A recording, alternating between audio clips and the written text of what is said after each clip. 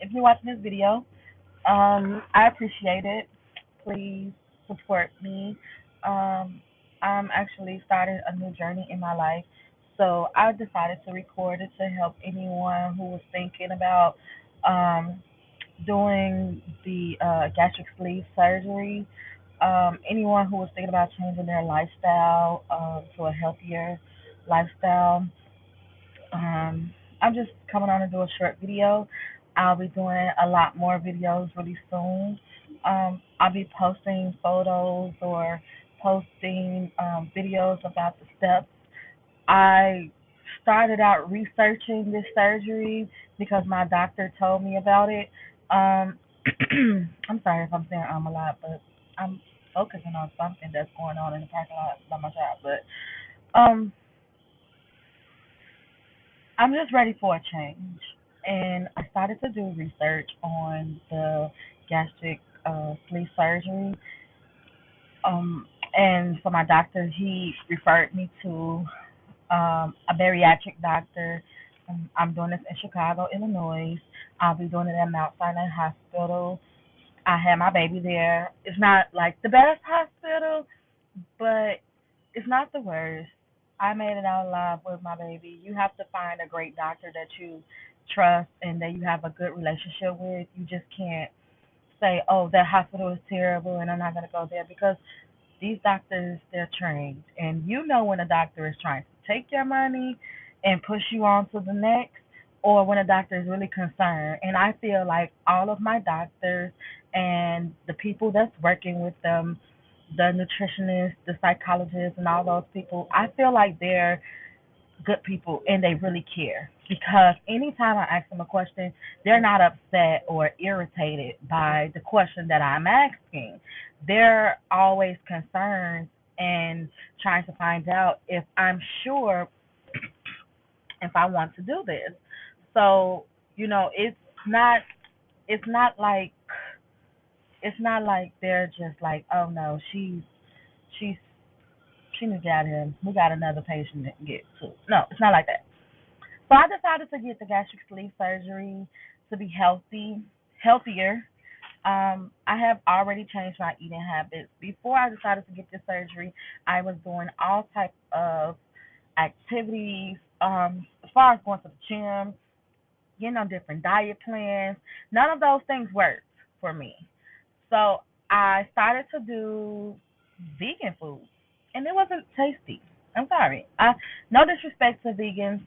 I like some vegan food, but it defeats the purpose to be eating vegan food, and you're not vegan. You're not gonna get all of the values that comes with all of the benefits that comes with it. But I do like some vegan food. I like Whole Foods. That's my favorite place to go to when I want to eat a little bit healthier. I don't have to go to JJ's Fish. I don't have to go to the Hole in the Wall. I don't have to, go KFC, Popeyes, and things like that. I don't have to go to those things.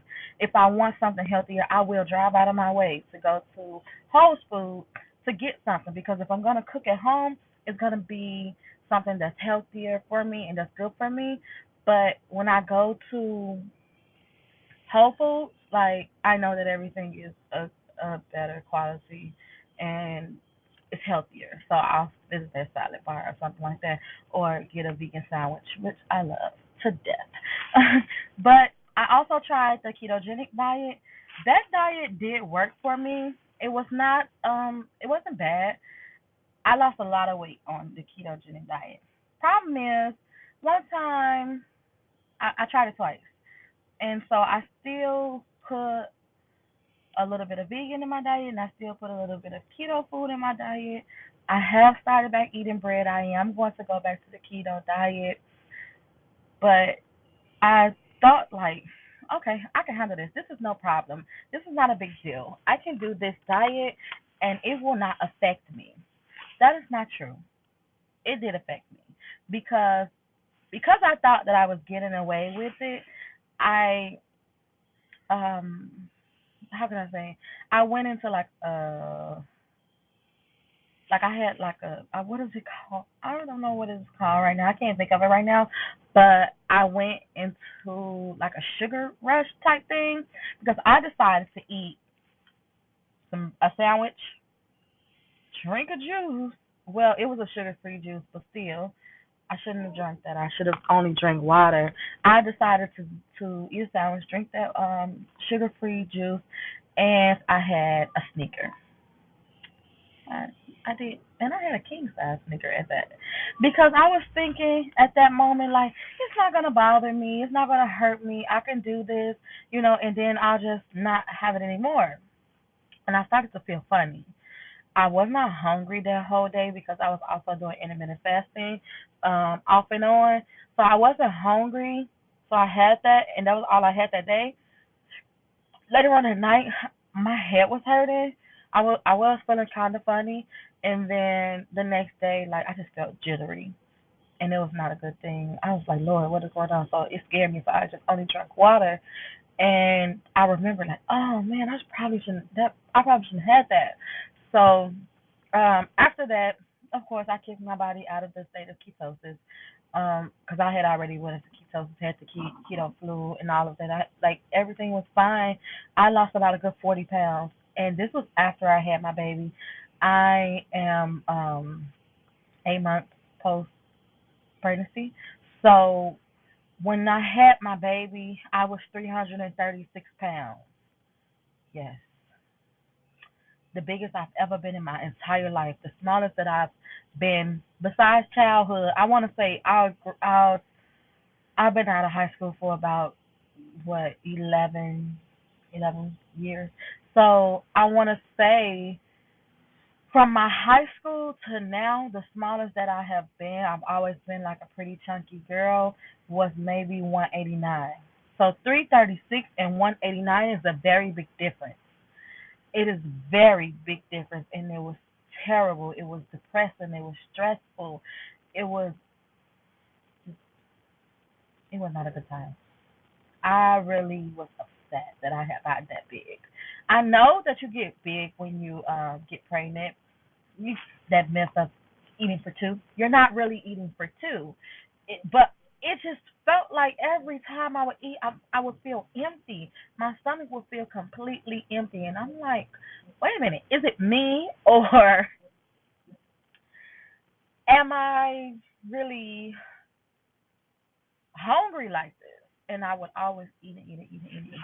And my little chubby baby right now, he actually like he's small, but he's chubby, but he's not as big as some of the babies you'll see. He eats. He will eat. He wants baby food. He wants baby milk, and he wants like whatever I'm eating. He just eats. So that's my little chunky baby. His name is Messiah, and I also have a 4-year-old son named Lawrence. But I was 336. Now I am 289. So I did really good, and that was all keto diet. And I did have to take water pills after I had my baby because my body was retaining water, so I swelled up really bad. But that was not. It wasn't. All those pounds wasn't like water. So the keto diet did really good for me, and I appreciate whoever made it because I had a lot of like self restraint, not to touch stuff, not to eat stuff, not to do stuff. It didn't bother me that I couldn't have things. I was okay, but that one time, not really packing my lunch, trying to hurry up and run out of the door, thought I could grab something really quick, didn't want to go out of my way, and I did mess up. Now I'm getting back onto the right path of getting back on, but this surgery, um, you also can't eat certain things. So with that, I was just like, well, maybe I'll just change my diet and make my own kind of diet. Maybe I'll eat a little bit of keto food. Maybe I'll eat a little bit of vegan food, and I don't have to put my body into ketosis, but I can eat much healthier and take the grain out because it doesn't do nothing but swell up in you. And I can eat a little bit healthier and make it like that. So that's what I've been doing. Um, that's how I've been making it through and doing really good. I'm gonna start back exercising. I have a personal trainer, and I'm going back to the gym. I just signed back up for the gym, so I'm pulling it back together. This is the year where I just feel like I want to get me together. I'm ready. I want to do this, and I don't have any supporters. When it comes to the surgery, everybody's like, no, don't get it. You don't need it. You're okay. You're not that big, and they don't understand how you feel when you go and step on a scale at the doctor's office. They don't understand what you're going through when you're trying to play with your kids, and you can't get, you can't um you can't like chase your babies around and have fun with them and things like that. They don't understand those things. So I'm just willing to do something great, do something different, be a better me, where I don't have to worry anymore. Cause I'm doing this for me this time. At first, I was just like, oh, I just wanna be smaller. I don't want to be big girl, and that's not cute. And I would be down sometimes. And then sometimes, of course, you like big girl. I'm good. Everybody like big girl.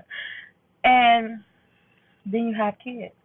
Then you want to enjoy time with them. Then you want to be able to be healthy for them. You want to live for the rest of your life for them. You want to be the best you can be for them. And you say, what can I do to make that happen? And for me, this surgery is one of the steps to make me a better parent for them and a better me, a healthier me. Not saying that all small people are healthy and all big people are unhealthy. I'm not saying that at all because I don't have any medical conditions. But I need to get on the right path. I need to. It's not okay to be unhealthy. It's not okay to be unhappy. It's not okay to just do what other people think you should do in your life. You got to do what you got to do. You got to do what you want to do, whatever's best for you. So for me, how I got started in the process, because looking at other videos, I noticed that they would just tell me what will happen after the surgery, but sometimes you want to know detail for detail for detail. I will do a video on each detail from this point going forth. This is like a 6-month program. I went in January to talk with the bariatric doctor because my doctor gave me a referral to a bariatric doctor. And when I went in, I just expressed my concerns. They asked me a few questions regarding as to my medical history, why I want the surgery, what do I know about the surgery, and they told me the details and that the surgery would take, all the steps. And he scheduled me an appointment. After that, I had to do a endoscope. The endoscope is where they stick they put you to sleep, but you're kind of woke, but not really. You know what's going on, but you don't remember what's going on that much, and you're not in any pain. Sorry. So they put you to sleep, and they stick this long black tube down your throat into your stomach, and they're just looking around to make sure that everything is fine and that nothing is bothering you. And I'm sorry, I didn't even notice that my jacket had my job on there. Don't come looking for me. but yeah, so my what did okay, the endoscope, that's what they did for me.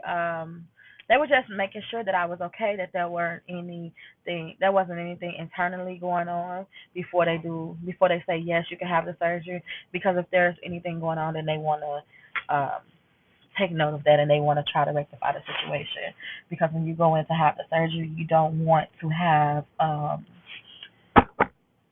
have issues with you,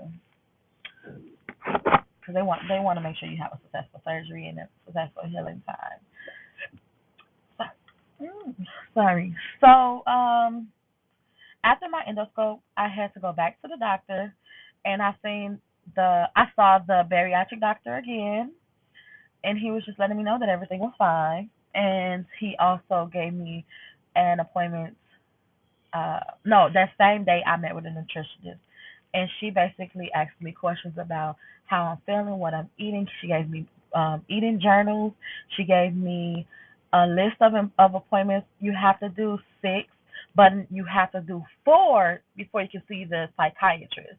You cannot have this surgery without seeing a psychiatrist. So this appointment, these every single month I have to go to the doctor, and I'm going to see the nutritionist. I'm going to see the doctor that's working with the physician that's working with the surgeon, which is the bariatric doctor, and you have to see them every month on the same day. You leave one, you go see the other one, and just so happen the nutritionist is always there, and her classes are separate, and you have to do her classes separately, and you have to do four of those to see the psychiatrist, and six of them to complete the program, which is fair. You can do one a month, but I'm gonna do two because I want to see the psychiatrist way before that time because I have a few things I need to do closer to the time of when the 6 months is up because my 6 months is up on July 22nd. They give you the bariatric doctor gives you a book with every appointment in it. So you know exactly what your appointments will be. You know exactly when your last appointment is. I have an appointment every single month in the middle of the month with doctor. And um the physician just will weigh you. He'll take your blood. I think they do blood testing once, but if there's something wrong, they'll try to rectify that situation as well and then blood test you again before the surgery. But I already had a blood test where they drew blood and tested everything, make sure they didn't have any diabetes, anything like that, high blood pressure or whatever. I had that done in December by my primary care doctor. So all I have to do when I go back to my appointment this month is just retake it. I know I'm fine, so I'm not gonna have to have my blood drawn anymore. Um, and I'll just meet with him every month just to weigh in and find out if I'm okay, if everything is fine, if anything's bothering me. I'll go see the nutritionist. She'll look over my book and talk with me and tell me good details of what I can do and what I should do. And then later on that day, I'll go and see I'll do the nutritionist class where I'll get more information on how the body works and why nutrition is important and things like that. So, um, my 6 month did not start in January. It started in February because in January the doctor just wants to meet with you, find out if the surgery is good for you, which surgery you should do, and give you appointment date and do the endoscope. That's it. Your first appointment is the next month after you get that clearance for the endoscope. And so February, March, April, May, June, and July. Those are my 6 months. And 3 weeks after July 22nd is when they'll say, hey, do you want to have the surgery? Are you sure that's what you want to do? Yes? No? Okay. Here's the surgery date. And you show up to surgery if you want, or you don't if you don't. But I will be there. But I have not met with the psychiatrist yet um, because I only did one nutritionist class. I got my list last month, but I wasn't able to make it to a few of those classes due to work. So I'm really excited about this surgery. I'm really excited about my new life, and I am going to do videos going more into detail. I just want to keep them short. I know people don't really watch videos where they're like an hour long, 40 minutes long. They watch stuff that's 30 minutes short. That's it. So I don't want to talk too much. I don't want to ramble too much. If you guys have any questions or concerns, you can leave comments down below. Um, please don't judge me. Still lighting in my car. In that well. It's kind of cold outside today. It's only like 1 degrees here in Chicago. And this is the end. This has been the beginning of March. I don't know what's going on. But from this point on, I'll be doing my videos in my house. Lighting is great. So if you have any questions or any concerns about what's going on with the surgery, just feel free to ask me. That's fine. I'm okay with it. Thank you. Bye.